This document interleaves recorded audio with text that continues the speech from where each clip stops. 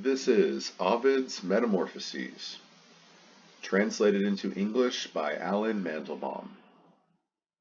Book 1.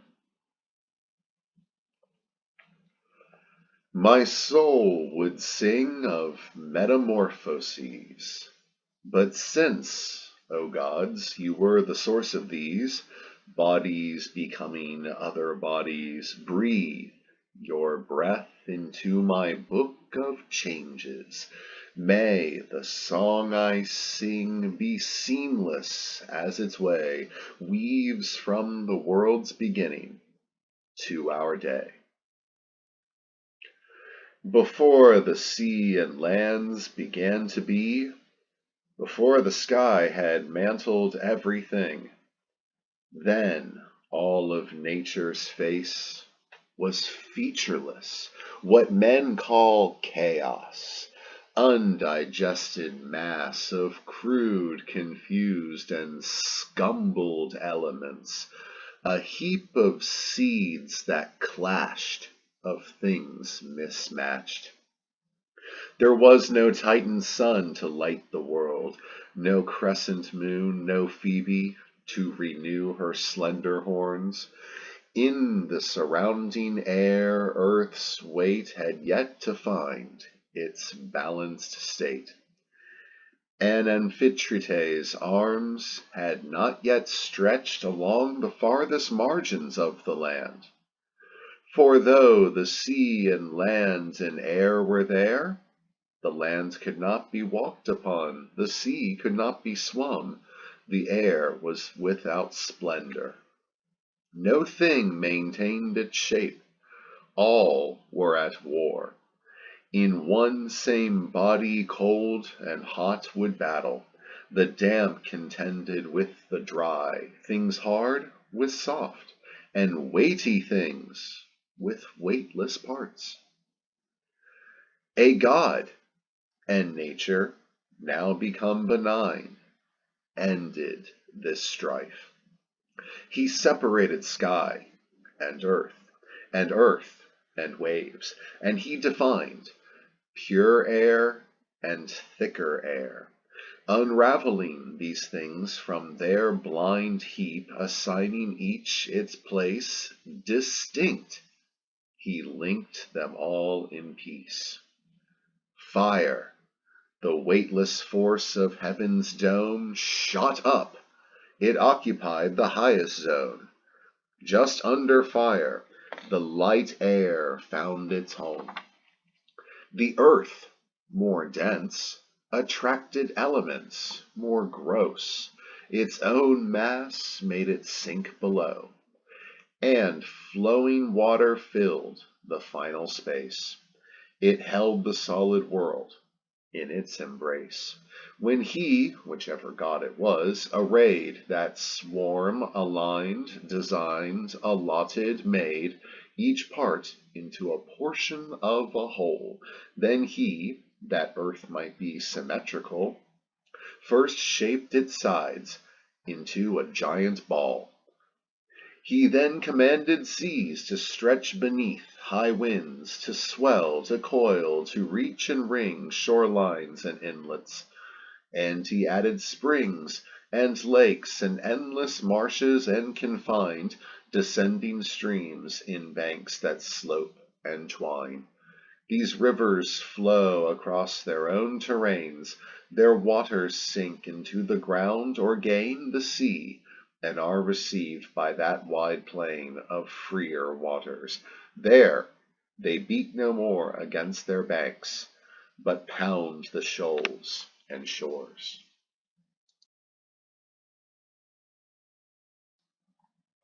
At his command the fields enlarged their reach, the valleys sank, the woods were clothed with leaves, and rocky mountains rose. And as the sky divides into two zones on its right side, with just as many to the left, to which the hottest zone is added as a fifth, the god provided regions that divide the mass the heavens wrap, and he impressed as many zones upon the earth. Of these, the middle zone, because of its fierce heat, is uninhabitable, and thick snows cover two outer zones. Between them he aligned two other regions, and to these he gave a clement climate, mixing heat and cold. Above, the air extends, and forasmuch as earth is heavier than water, so is the air more ponderous than fire. He ordered fog and clouds to gather there, in air and thunder which would terrify the human mind. There too the god assigned the winds that, from colliding clouds, breed lightning. Yet he who was the world's artificer did not allow the winds to rule the air unchecked, set free to riot everywhere. But while each wind received a separate tract, it is still difficult to curb their blasts, to keep the world, which they would rend, intact. Though they are brothers, they forever clash. Eurus retreated toward Aurora's lands, into the Nabateans' kingdom, and to Persia, where the rays of morning meet the mountain crests. And Zephyrus now went to shorelines warm with sunset in the west. To Scythia beneath the northern wan swept horrid Boreas. Incessant rain and mist that drenched the southlands opposite. This was the work of Auster. The god placed above these winds the ether without weight, a fluid free of earth's impurity. No sooner had he set all things within defining limits than the stars, long hid beneath the crushing darkness, could begin to gleam throughout the heavens. That no region be left without its share of living things, stars and the forms of gods then occupied the porch of heaven, and the waters shared their dwelling with the gleaming fishes, earth received the beasts, and restless air the birds. An animal with higher intellect, more noble, able, one to rule the rest, such was the living thing the earth still lacked. Then man was born. Either the architect of all, author of the universe, in order to beget a better world, created man from seed divine, or else Prometheus, son of Iapetus, made man by mixing new-made earth with fresh rain-water, for earth had only recently been set apart from heaven, and the earth still kept seeds of the sky, remains of their shared birth. And when he fashioned man, his mold recalled the masters of all things, the gods. And while all other animals are bent, head down, and fix their gaze upon the ground, to man he gave a face that is held high. He had man stand erect, his eyes upon the stars. So was the earth, which until then had been so rough and indistinct, transformed. It wore a thing unknown before, the human form. That first age was an age of gold. No law and no compulsion then were needed. All kept faith. The righteous way was freely willed. There were no penalties that might instill dark fears, no menaces inscribed upon bronze tablets. Trembling crowds did not implore the clemency of judges, but, secure, men lived without defenders. In those times, upon its native mountain heights, the pine still stood unfelled. No wood had yet been hauled down to the limpid waves, that it might sail to foreign countries, and the only coasts that mortals knew in that age were their own. The towns were not yet girded by steep moats. There were no curving horns of brass, and no brass trumpets, straight, unbent. There were no swords, no helmets. No one needed warriors. The nations lived at peace, in tranquil ease. Earth, of itself, and uncompelled, untouched by hoes, not torn by plowshares, offered all that one might need. Men did not have to seek. They simply gathered mountain strawberries, and the arbutus's fruit and cornel cherries, and thick upon their prickly stems black berries, and acorns fallen from Jove's sacred tree. There, spring was never ending. The soft breeze of tender zephyrs wafted and caressed the flowers that sprang unplanted without seed. The earth, untilled, brought forth abundant yields, and though they never had lain fallow, fields were yellow with the heavy stalks of wheat, and streams of milk and streams of nectar flowed, and golden honey dripped from the holm oak. But after Saturn had been banished, sent down to dark Tartarus, Jove's rule began. The Silver Age is what the world knew then, an age inferior to golden times, but if compared to tawny bronze, more prized. Jove curbed the span that spring had had before. He made the year run through 4 seasons' course, the winter, summer, varied fall, and short springtime. The air was incandescent, parched by blazing heat, or felt the freezing gusts, congealing icicles, such heat and frost as earth had never known before.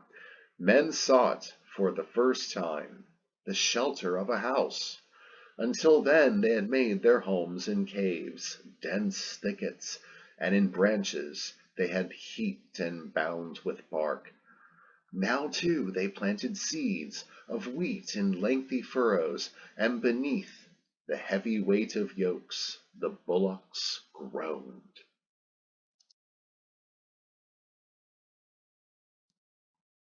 The third age saw the race of bronze, more prone to cruelty, more quick to use fierce arms, but not yet sacrilegious.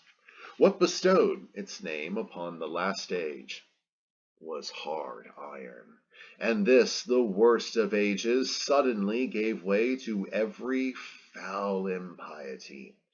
Earth saw the flight of faith and modesty and truth, and in their place came snares and fraud, deceit and force and sacrilegious love of gain.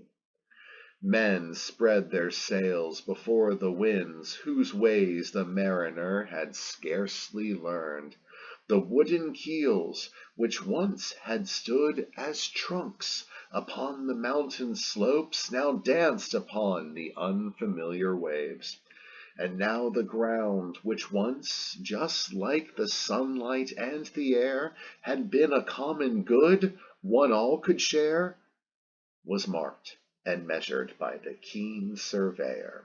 He drew the long confines, the boundaries. Not only did men ask of earth its wealth, its harvest crops, and food that nourish us, they also delved into the bowels of earth. There they began to dig for what was hid deep underground beside the shades of Styx, the treasures that spur men to sacrilege. And so foul iron and still fouler gold were brought to light, and war, which fights for both, and in its blood-stained hands holds clanging arms. Men live on plunder, guests cannot trust hosts. The son-in-law can now betray his own father-in-law, and even brothers show scant love and faith. The husband plots the death of his own wife, and she plots his, and dread stepmothers ply their fatal poisons. Sons now tally early on how many years their fathers still may live. Now piety lies vanquished, and the maid Astraea, last of the immortals, leaves the blood-soaked earth. And in this age, not even heaven's heights are safer than the earth. They say the giants, striving to gain the kingdom of the sky, heaped mountain peak on mountain mass, star high. Then Jove, Almighty Father, hurled his bolts of lightning, smashed Olympus, and dashed down Mount Pelion from Mount Ossa. Overwhelmed by their own bulk, these awesome bodies sprawled, and earth soaked up the blood of her dread sons, and with their blood still warm, she gave their gore new life, so that the giants' race might not be lost without a trace. She gave their shape to humans whom she fashioned from that blood. But even this new race despised the gods, and they were keen for slaughter, bent on force. It's clear to see that they were born of blood.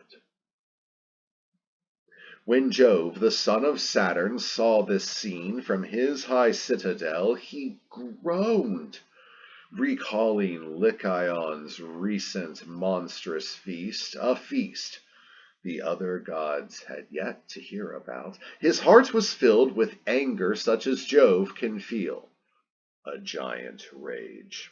And he convoked a council of the gods. They came at once.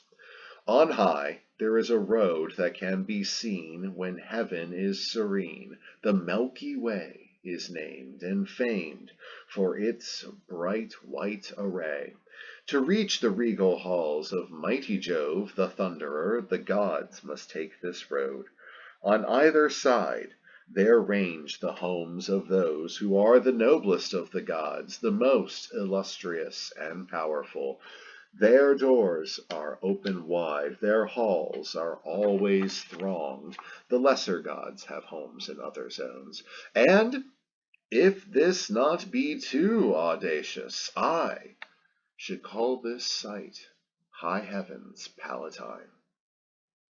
And now within the marble council hall the gods were seated, throned above them all, and leaning on his ivory scepter, Jove 3 times, and then a 4th, shook his dread locks, and so perturbed the earth and seas and stars. Then, opening his angry lips, he said, "Now more than ever I am plagued, beset by cares in governing the world. I faced those horrid giants with their snake-shaped feet, each monster with the 100 hands he had was ready to assail the sky to seize these heavens. But that challenge was much less than what confronts us now. For in the end, however fierce they were, those giants all, when they attacked, formed part of one same pack. But now I must contend with scattered men throughout the world, wherever Nereus's waves resound.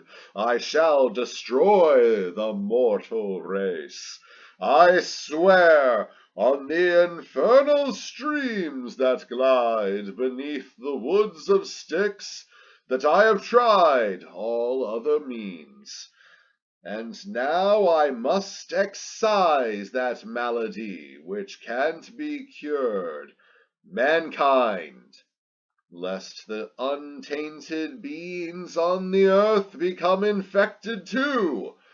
I have half gods and rustic deities, nymphs, satyrs, fauns, and woodland gods who haunt the mountain slopes.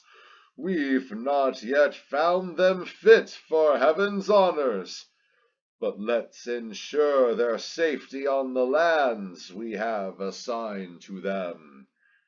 Can you, O gods, believe they are secure, when I myself, who am the Lord of Lightning and your Lord, met with the trap Lycaon set for me? Lycaon, famed for his ferocity? All shouted, keen to hear who had been guilty of such a sacrilege. Even as when an impious band was fierce in its attempt to blot the name of Rome, and to that end shed Caesar's blood, and all of humankind, faced with calamity, was horrified, the whole world shuddering. And you, Augustus, are no less pleased by all the firm devotion your people showed to you than Jove was then to hear the gods' outcry on his behalf.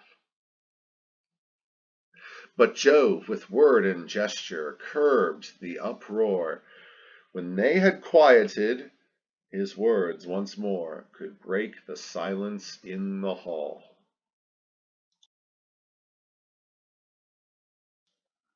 Be sure he has already paid the penalty.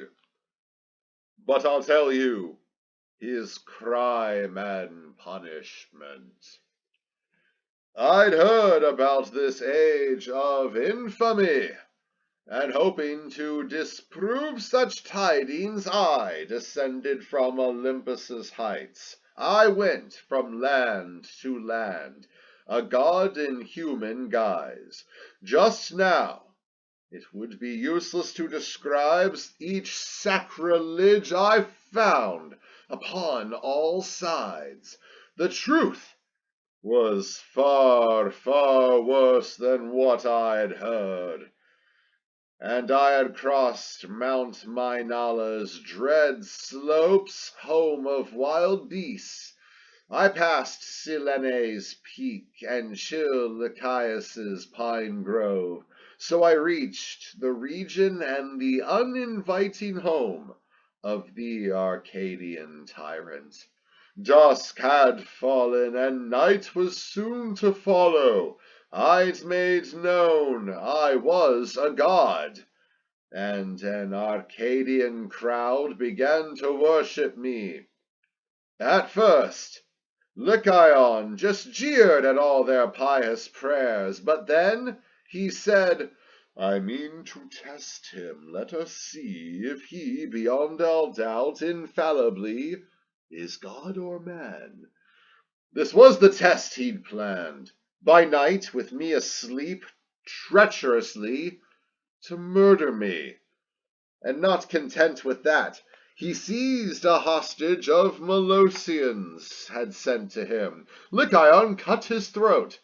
Some of the still warm limbs he boiled in water, and some he roasted on the fire. No sooner had he set these before me as my meal than I, with my avenging lightning bolt, struck down his home, which caved in on itself, walls worthy of their owner.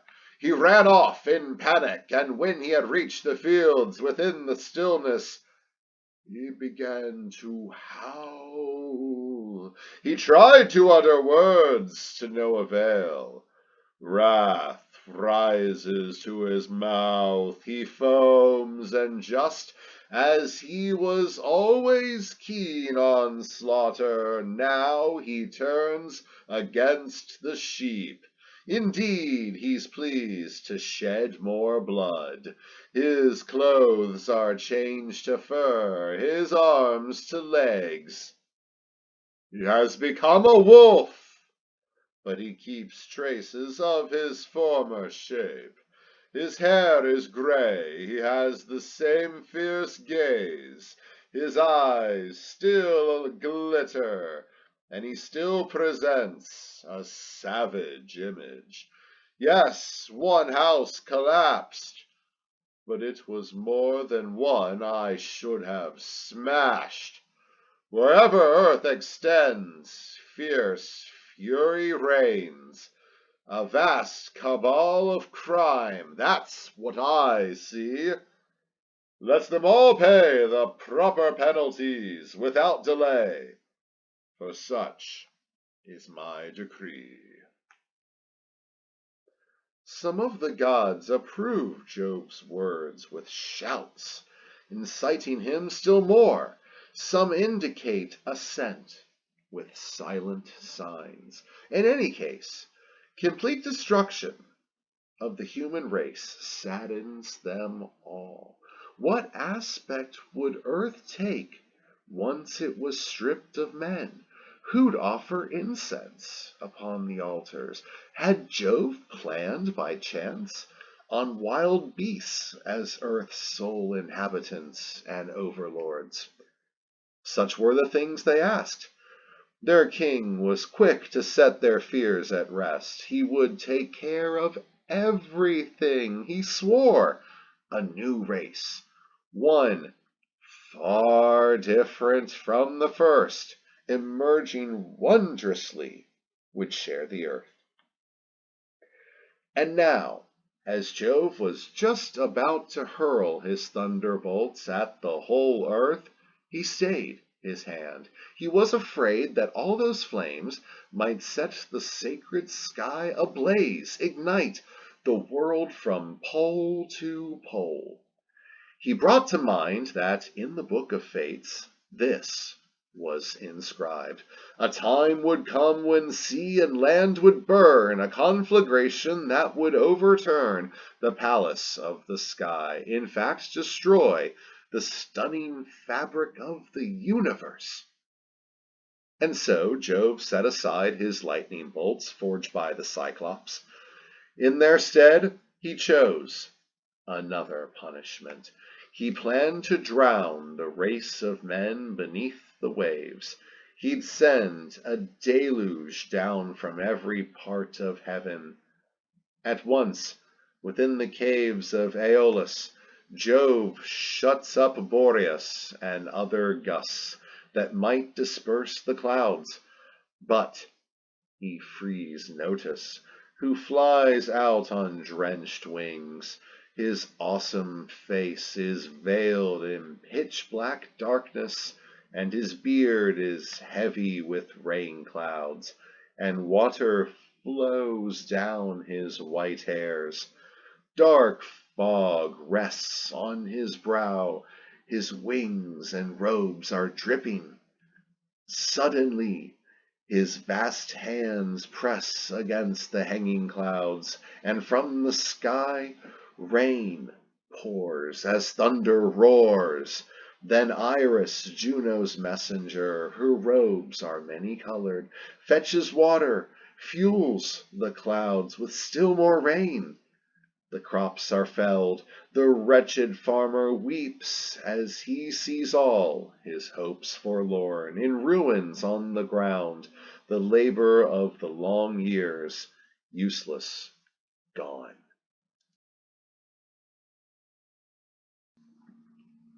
But angry Jove is hardly satisfied with just the waters of his realm on high. He needs his azure brother's aid, his waves, and Neptune's offers help without delay.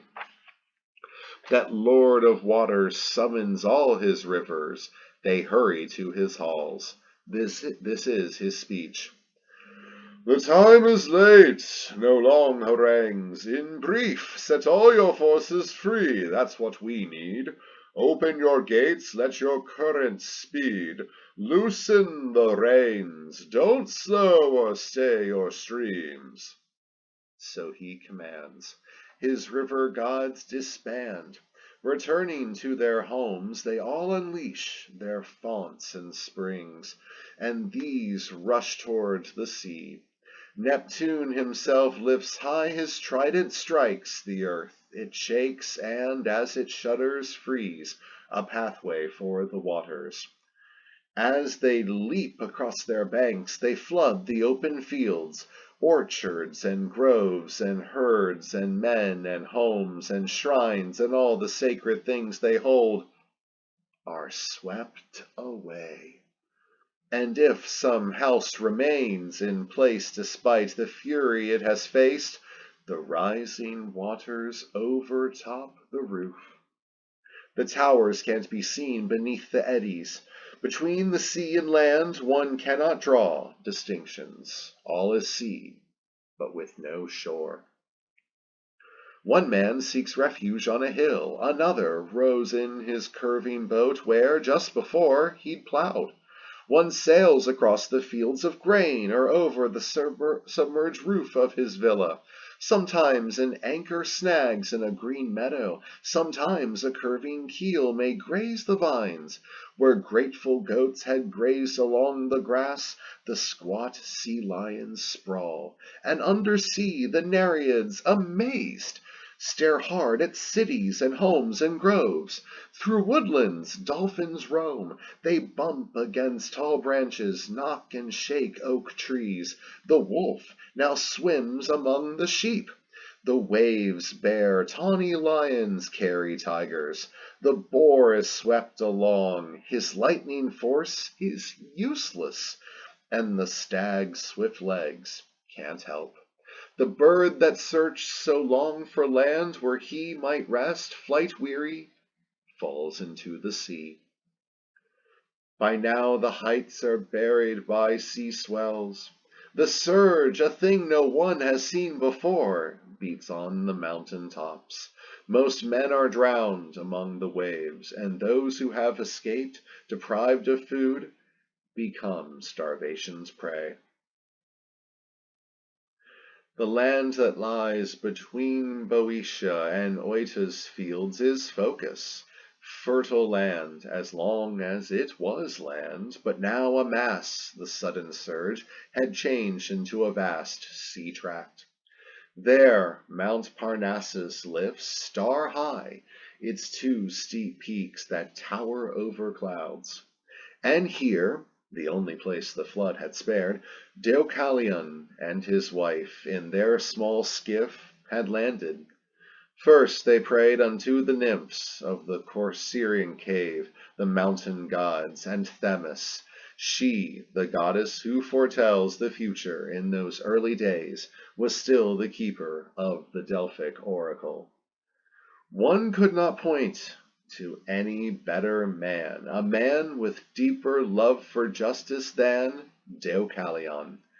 And of all women, none matched Pyrrha in devotion to the gods. And when Jove saw the flooded world, by now a stagnant swamp, and saw that just one man was left of those who had been myriads, that but one woman had escaped the waves, two beings who were pious, innocent, he rent the clouds, then sent out Boreas to scatter them. The sky could see again the land again could see the heavens.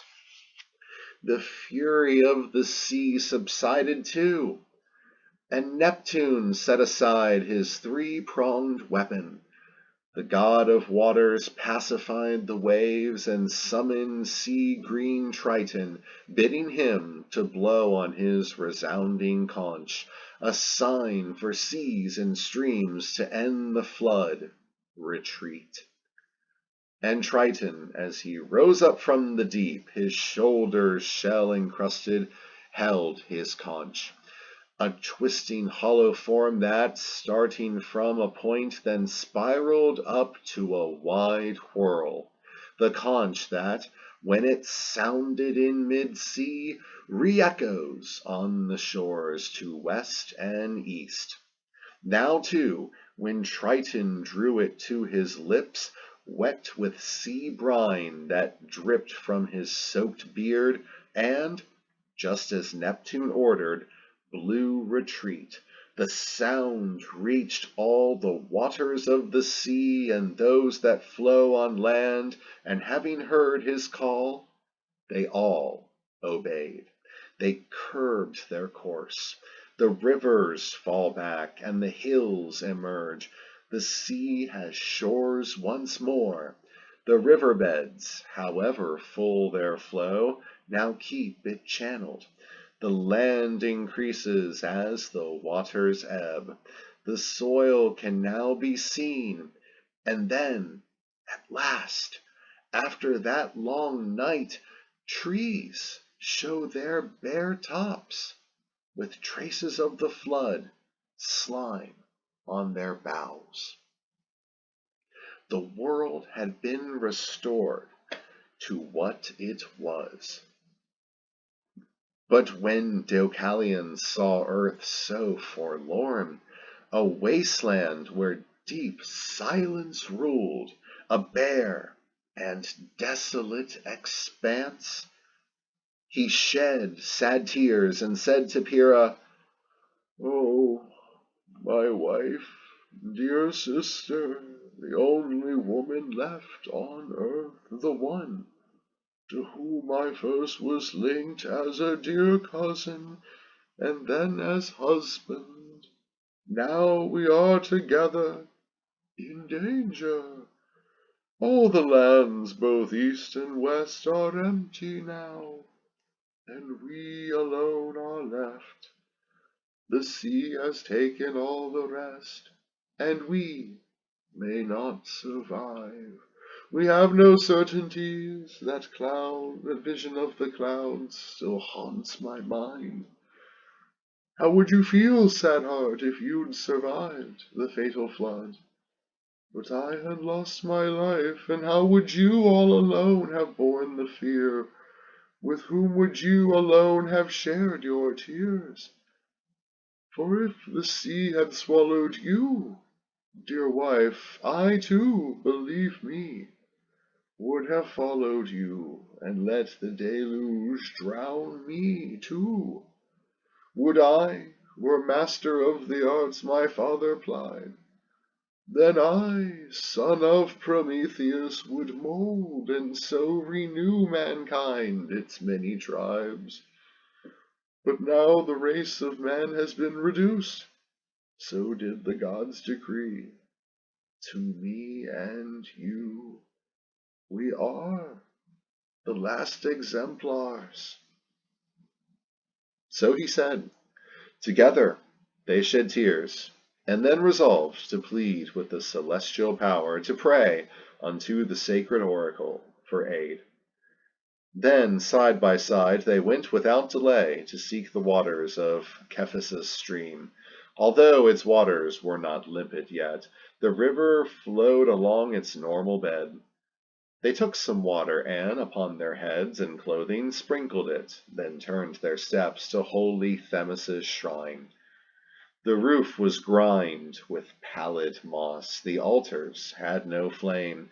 They reached the temple steps, and there they both kneeled down, bent to the ground. In awe they kissed the cold stones, saying, "If the gods are pleased by righteous prayers, and their wrath can be appeased, then tell us, Themis, by what means the ruin of our race can be redeemed. And, kindest goddess, help this flooded world." The goddess had been moved. Her oracle gave this response: "Now as you leave the temple, cover your heads, and do not bind your clothes, and throw behind you as you go the bones of the Great Mother." They are stunned, struck dumb, and Pyrrha is the first to break their long silence. She says she cannot do as told. With trembling voice she begs the goddess's pardon, but she cannot offend her mother's shade by scattering her bones. Again, again, they ponder all the oracle had said. Those words, obscure and dark, leave them perplexed. At last Prometheus's son speaks words that would allay the fears of Epimetheus's daughter. I may be wrong, but I think Themis's answer did not involve impiety or ask for any sacrilege. By the Great Mother, the earth is meant, and bones, I think, mean stones, which lie inside earth's body. It is these that we must throw behind us as we leave. Her husband's explanation solaced Pyrrha, yet hope was not yet firm, for all, after all, they both were doubtful of the oracle. But what is wrong in trying? They set out. They veil their heads, they both ungird their clothes, and they throw stones behind them as they go. And yes, if those of old did not attest the tale I tell you now, who could accept its truth? The stones began to lose their hardness. They softened slowly, and in softening, changed form. Their mass grew greater, and their nature more tender. One could see the dim beginning of human form, still rough and inexact, the kind of likeness that a statue has when one has just begun to block the marble. Those parts that bore some moisture from the earth became the flesh, whereas the solid parts, whatever could not bend, became the bones. What had been veins remained with the same name. And since the gods had willed it so, quite soon the stones the man had thrown were changed to men, and those the woman cast took women's forms. From this, our race is tough, tenacious. We work hard, proof of our stony ancestry. The other animals, arrayed in forms of such variety, were born of earth spontaneously. The torrid sun began to warm the moisture that the flood had left within the ground. Beneath that blazing heat, soft marshes swelled. The fertile seeds were nourished by the soil that gave them life, as in a mother's womb. And so, in time, as each seed grew, it took on its own form. So when the Nile, the stream with 7 mouths, recedes from the soaked fields and carries back its waters to the bed they had before, and slime still fresh dries underneath the sun, the farmers, turning over clods, discover some who are newly born, who've just begun to take their forms, and others who are still unfinished, incomplete. They've not achieved proportion, and indeed, in one same body, one part may be alive already, while another is a lump of shapeless soil. For, tempering each other, heat and moisture engender life. The union of these two produces everything. Though it is true that fire is the enemy of water, moist heat is the creator of all things. Discordant concord is the path life needs. And when, still muddy from the flood, the earth had dried beneath the sunlight's clement warmth, she brought forth countless living forms, while some were the old sorts that earth had now restored. She also fashioned shapes not seen before. And it was then that earth, against her will, had to engender you, enormous Phaethon, a horrid serpent, new to all men's eyes, a sight that terrifies the reborn tribes. Your body filled up all the mountainside.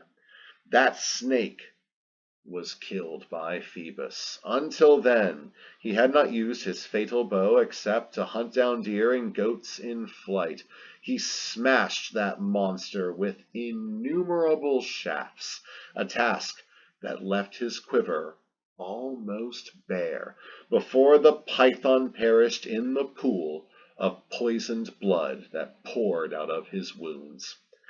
To keep the memory of his great feat alive, the god established sacred games, and after the defeated serpent's name, they were called Pythian.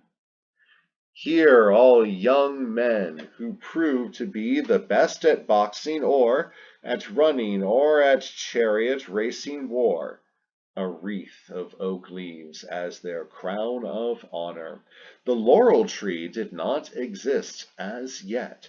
To crown his temples graced by fair long hair, Phoebus used wreaths of leaves from any tree. Now Daphne, daughter of the river god Peneus, was the first of Phoebus's loves. This love was not the fruit of random chance. What fostered it was Cupid's cruel wrath.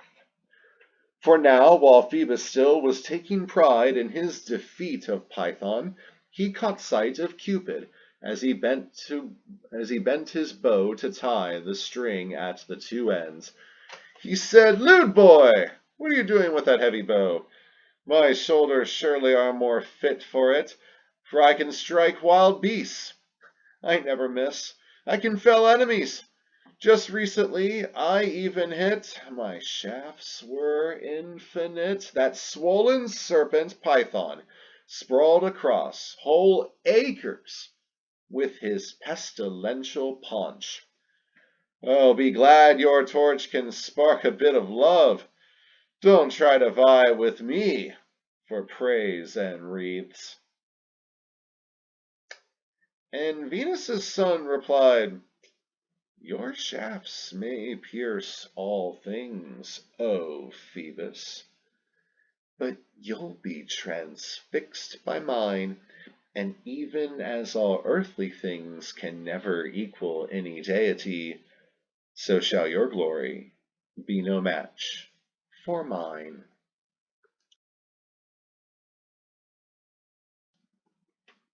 That said, he hurried off. He beat his wings until he reached Parnassus's shady peak. There from his quiver Cupid drew two shafts of opposite effect. The first rejects, the second kindles love. This last is golden, its tip is sharp and glittering. The first is blunt, its tip is leaden. And with this blunt shaft the god pierced Daphne. With the tip of gold he hit Apollo, and the arrow pierced to the bones and marrow.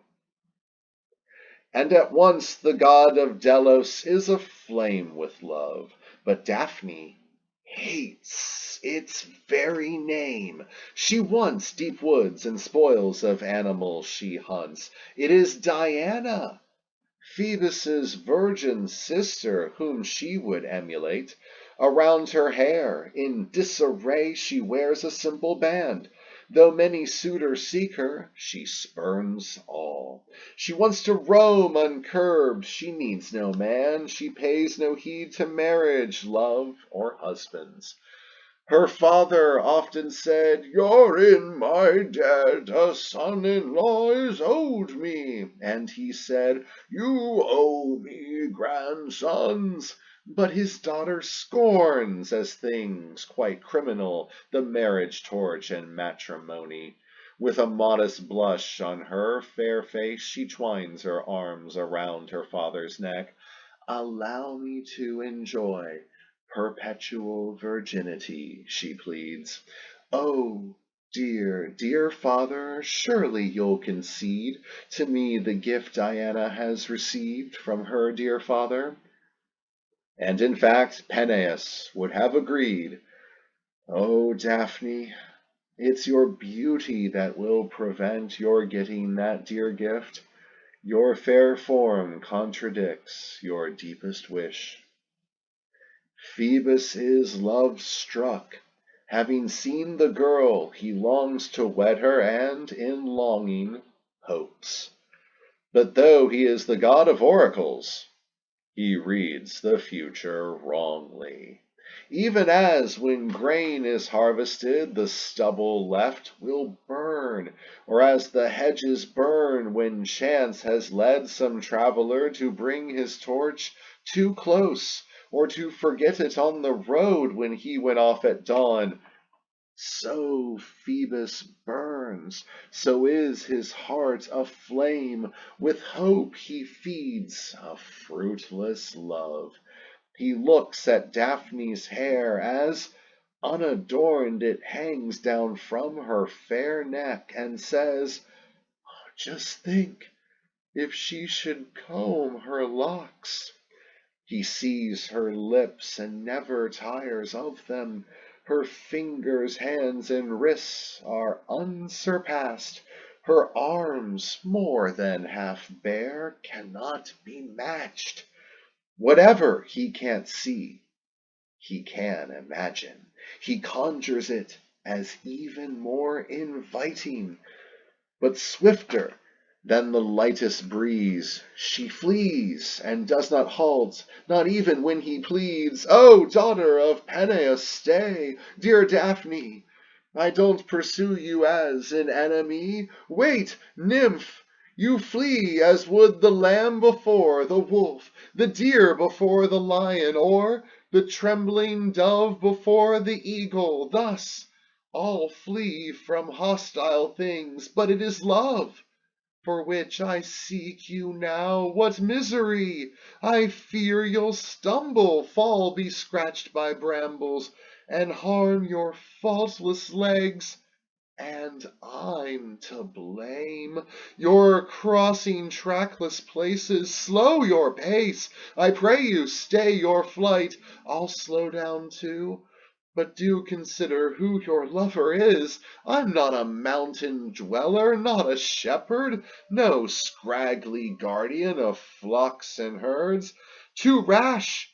You don't know whom you're fleeing from. In fact, that's why you run. I am the lord of Delphi's land, and Claros, Tenedos, and regal Patara. Jove is my father. Through me all is revealed. What's yet to be, what was, and what now is. The harmony of song and lyre is achieved through me. My shaft is sure in flight, but then there's he whose arrow aims still more infallibly, the one who wounded me when I was free of any love within my heart. I am the one who has invented medicine. But now there is no herb to cure my passion. My art, which helps all men, can't heal its master.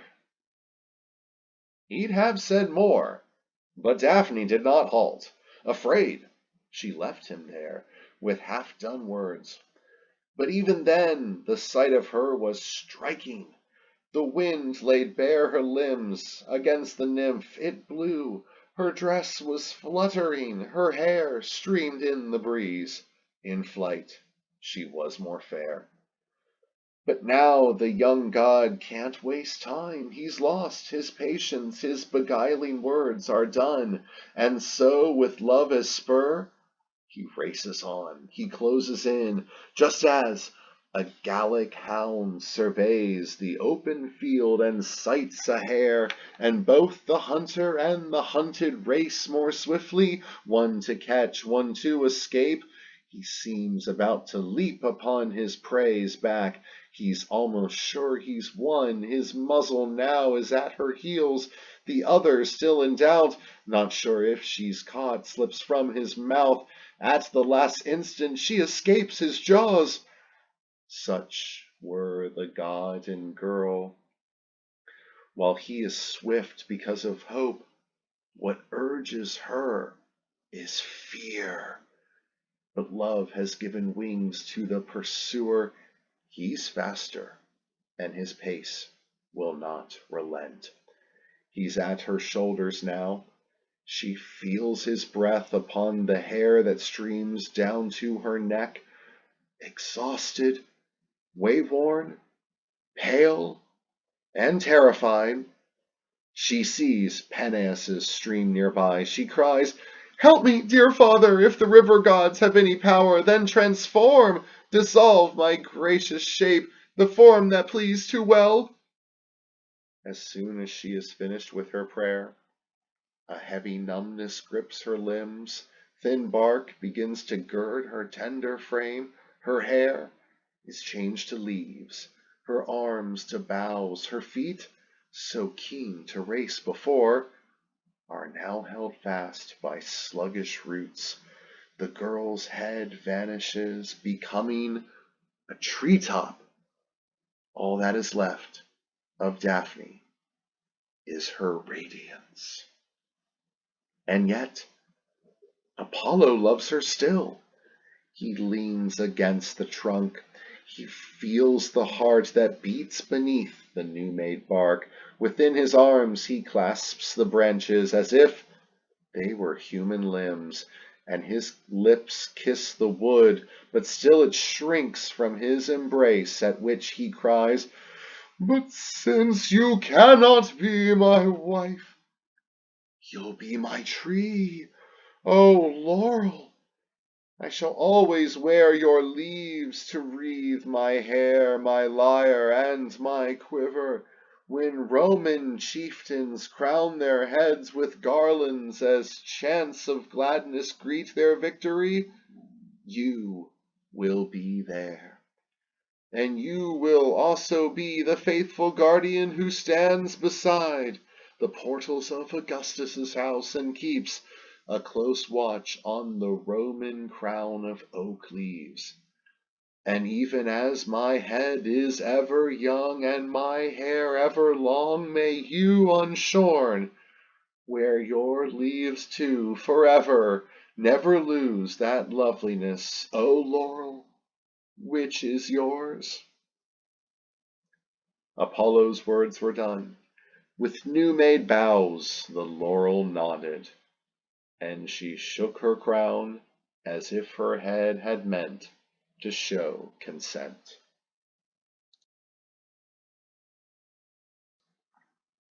In Thessaly there is a deep-set valley, surrounded on all sides by wooded slopes that tower high. They call that valley Tempe. And the Peneus River, as it flows down from Mount Pindus's base, waves flecked with foam, runs through that valley. In its steep descent, a heavy fall, the stream gives rise to clouds and slender threads of mist, like curling smoke. And from on high the river sprays treetops. Its roar resounds through places near and far. This is the home, the seat, the sanctuary of that great stream. And here, within a cave carved out of rock, sat Daphne's father, god and ruler of these waters and of all the nymphs who made their home within his waves. And it was here that, though they were unsure if they should compliment or comfort him, first came the river gods of his own region. Anapaeus, restless river, poplar-rich Sperchios, veteran Apidanus, and gentle Aias and Amphrysus. Then the other distant rivers came, all those who, on whatever course their currents flow, lead down their way-worn waters to the sea. The only missing god was Inachus. He had retreated to his deepest cave, and as he wept, his tears increased his waves. The disappearance of his daughter, Io, had left him desperate. He did not know if she was still alive or with the shades. He could not find her anywhere, and so he thought that she was nowhere. In his heart, his fears foresaw things devious and dark. Now it was Jove who had caught sight of Io. She was returning from her father's stream, and Jove had said, O virgin, you indeed would merit Jove, and will make any man you wed, whoever he may be, most glad. But now it's time for you to seek the shade of those deep woods. And here he pointed toward a nearby forest, for the sun is high at its mid-course, such heat can't be defied. And do not be afraid to find yourself alone among the haunts of savage beasts. Within the forest depths you can be sure of safety, for your guardian is a god, and I am not a common deity, for I am he who holds within his hand the heaven's scepter. I am he who hurls the roaming thunderbolts. So do not flee. But even as he spoke, she'd left behind the pasture lands of Lerna and the plains around Lycaeus's peak, fields thick with trees. Then with a veil of heavy fog the god concealed a vast expanse of land. Jove stopped her flight. He raped chaste Io. Meanwhile Juno, from heaven's height, had chanced to cast her eyes on Argus's center. She was stupefied to see that hovering clouds in full daylight had brought about a darkness deep as night. She knew that this could not be river mist or fog that rises up from the damp soil, so Saturn's daughter looked around to see just where her Jove might be. So frequently she'd caught him sneaking or flagrantly at play. And since he wasn't in the sky, she said, I am mistaken or betrayed. And then, descending from the heaven's height, she stood upon the ground and told the clouds that they must now recede. Jove had foreseen his wife's arrival. He had changed the daughter of Inachus. She now was a white heifer. And even as a heifer, she was lovely. Great Juno grudgingly praised the cow's beauty, then asked who was her owner, where did she come from, what herd did she belong to, all as if she were aware of nothing. Jove, contriving, said the earth had given birth to this fine heifer, hoping that would stop his wife's barrage, and Juno asked to have the heifer as a gift. What should he do? It would be cruel to consign his love, but if he kept her, he would just raise doubts. On one side, shame keeps urging, give her up. Love, on the other side, insists, do not. Love could have overcome his shame, but if he should refuse so slight, so poor a gift to one who was his sister and his wife, he'd have to run a disconcerting risk, since Juno could conclude that, after all, this heifer was no cow. So in the end, the goddess got her rival as a present. Yet Juno still suspected treachery. To ward off any wiles, she now entrusted the heifer to Arestor's son, for Argus was gifted with 100 eyes, and he would sleep with only 2 of those eyes shut at any time. In turn, the rest he left awake and watchful. He was Io's guardian. No matter where he turned, he'd always kept some eyes on her. Though he might turn his back, he still had her in view. By day he let the heifer graze, but when the sun had set, he locked her in and tied around her neck a shameful halter. She was always fed on leaves from trees and bitter herbs, and slept upon the ground, and it was often bare of grass. Poor Io drank from muddy streams, and when she tried to lift her arms to plead with Argus, found she had no arms to stretch. And when she tried to utter some lament, nothing but lowings issued from her lips, a sound that she was frightened to emit. Her own voice frightened her. And Io reached the shores on which she had so often played, the river banks of Inachus. She stared at her strange horns reflected in the waves, and at her muzzle, and she fled, dismayed and terrified. Not even Inachus and all his naiads knew just who she was, but she would trail her father and her sisters and let them touch her as she sidled up to be admired. Once old Inachus had plucked some grass and held it out to her. She licked her father's hands and tried to kiss his palms, and then began to weep. And if she could have uttered words, she would have told her name and wretched fate and begged for aid. Instead of words, it's letters that she's traced in sand. She's used her hoof. She's revealed her transformation, all of her sad tale. "What misery!" cried Inachus. He clasped her horns and neck. The snow-white Io moaned. "What misery!" he wailed. "Are you my daughter? The one whom I have sought through all the world? My sorrow at the loss of you was less than in my finding you.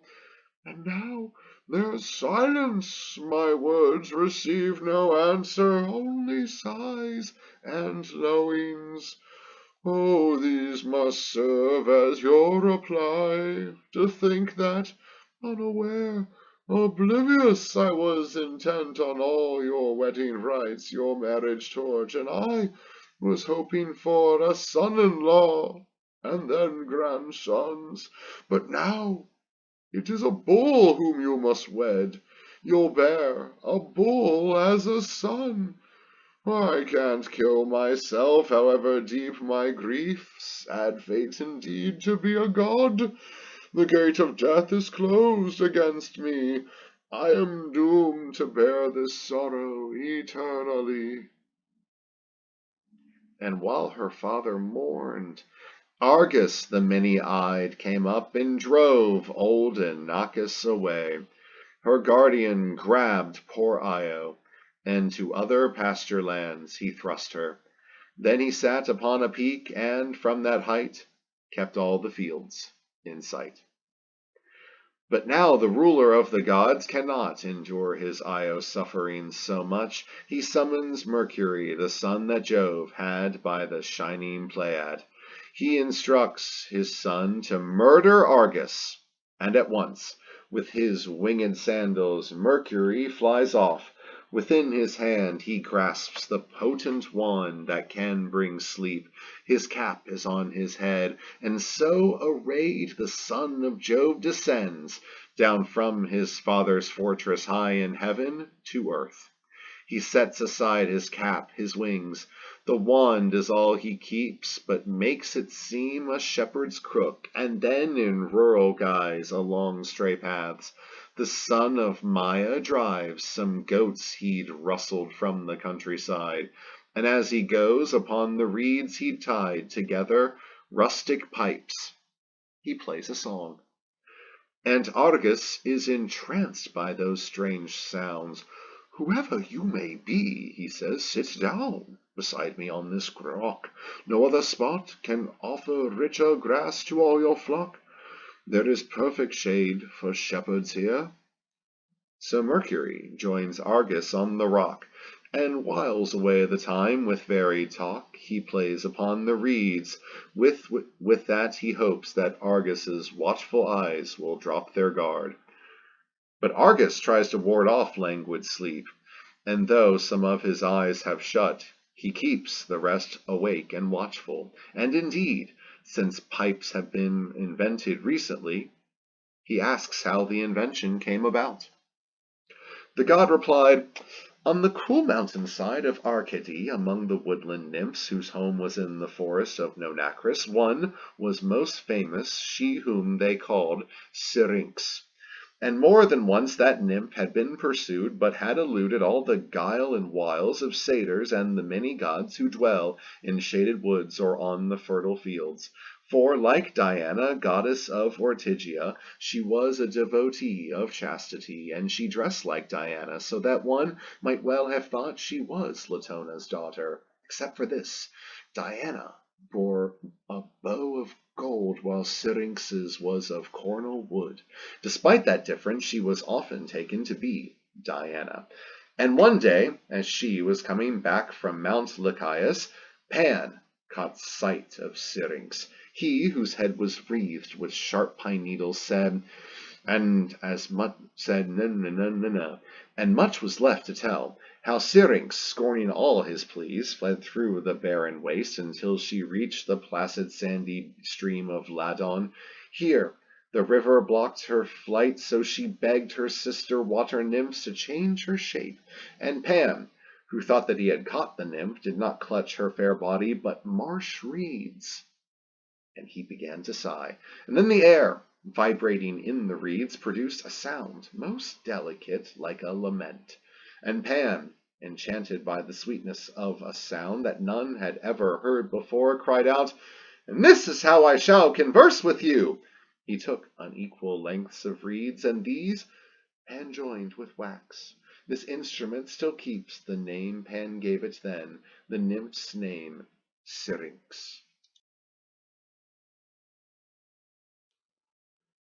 When Mercury was just about to tell these things, he saw that Argus's 100 eyes had given in to sleep.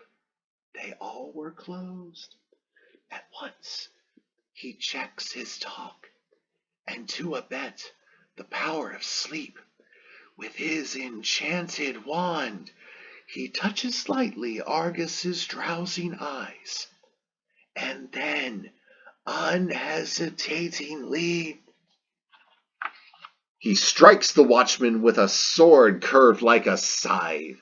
He strikes the nodding head just where the neck and body join.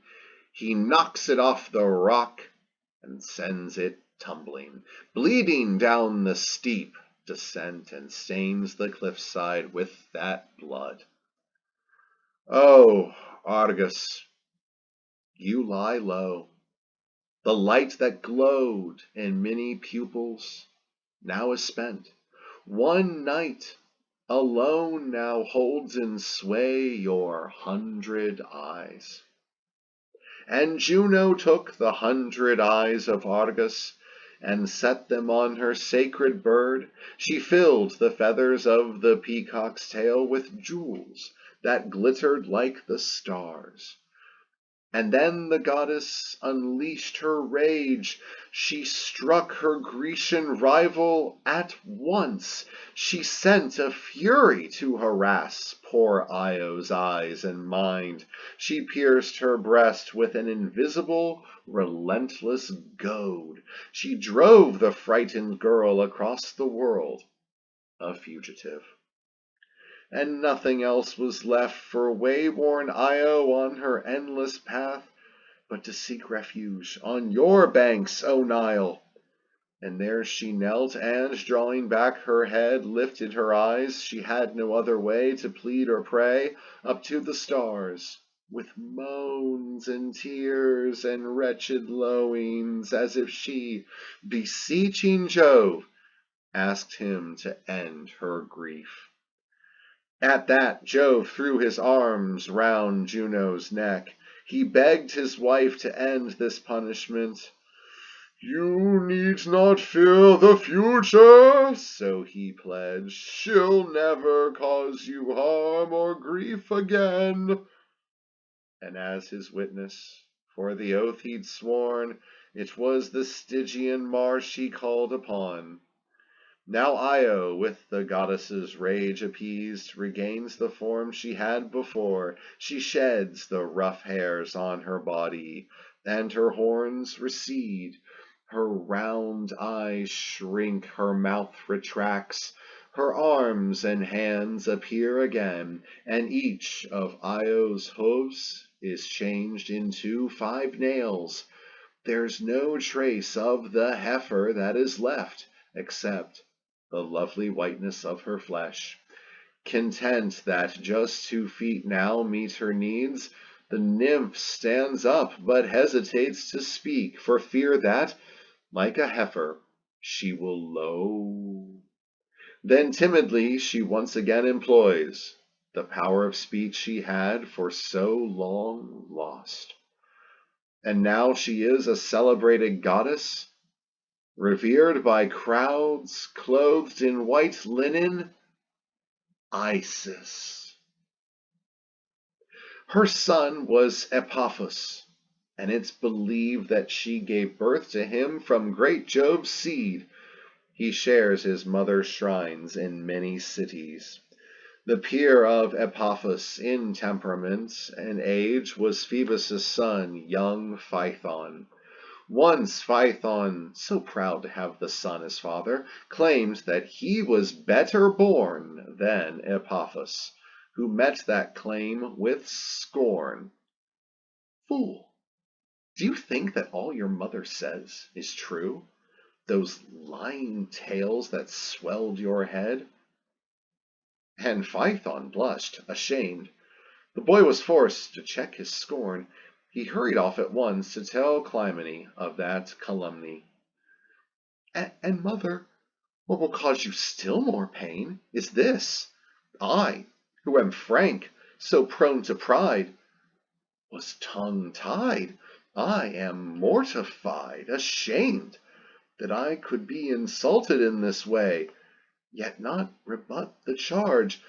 So if in truth my lineage is heavenly, provide the proof of my high birth, and justify my claim to have a father in the sky.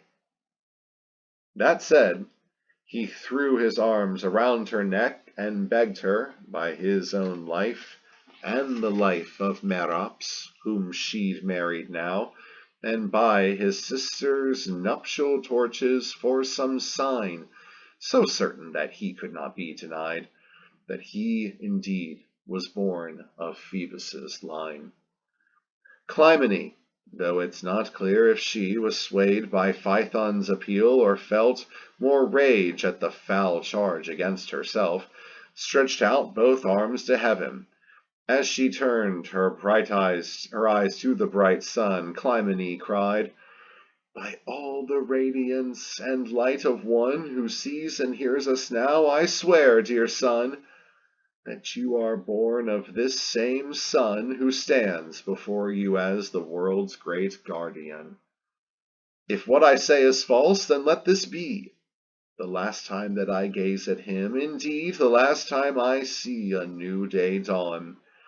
But you yourself can see your father's house. The place from which he rises lies quite close to our own land. So, Phaethon, you can, if you wish, go there yourself and ask the sun directly for the proof you want." He leaps with joy. He's heard his mother's words. Imagining the sky, his mind is stirred. He crosses his own Ethiopia. He passes India, the land that lies beneath the solar fires of the sky. And soon the boy has reached the very place from which his father rises, Phoebus' palace.